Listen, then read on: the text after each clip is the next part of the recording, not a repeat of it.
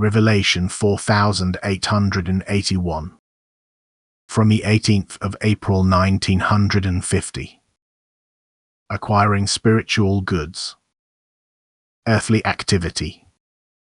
Idleness. Nothing is more important on earth than the soul's development upwards. Therefore, every earthly activity should only satisfy you if spiritual work is carried out at the same time, which, as the most necessary activity, must never be disregarded if earthly life is to be successful. For whatever earthly possessions you gain through earthly activity are impermanent possessions which can certainly secure you an earthly life of well-being, but only if my will allows it. You have an earthly task to fulfill which alone should be important to you. You shall mature spiritually. And the world, together with everything desirable to you, is only the means to an end. It is the opportunities in which you are to mature.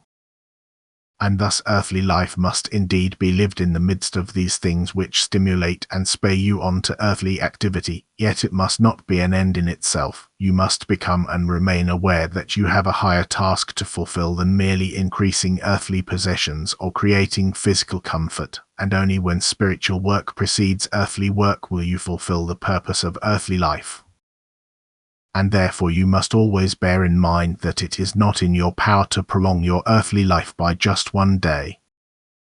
Furthermore, you must always reckon with being called away and be aware of the fact that you will then have to leave behind everything you have acquired on earth and may only take over into the beyond what you have acquired in spiritual treasures.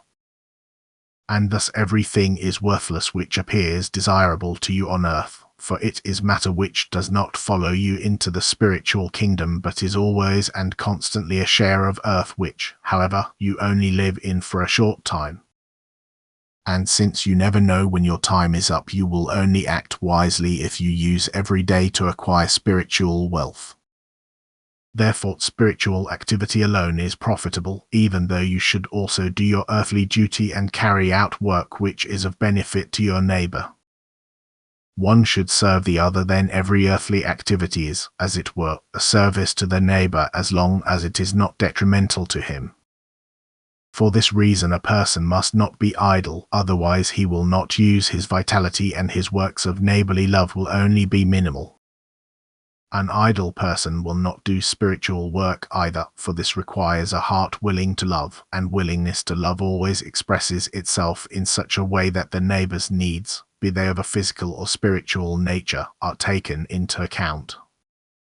What the human being does to serve his fellow human beings is earthly activity which is at the same time credited as spiritual soul work, but earthly work which only strives for one's own advantage, which is only motivated by self-love, is worthless for eternity. It is uselessly wasted time which can never be recovered, which, moreover, still means a decline for the soul. Yet from a purely worldly point of view the greatest advantages are achieved because the human being works with the help of my adversary who provides him with earthly goods to a great extent.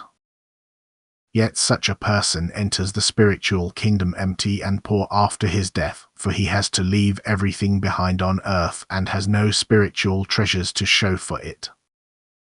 His life was lived to no purpose and a sad fate awaits him in the beyond. Amen.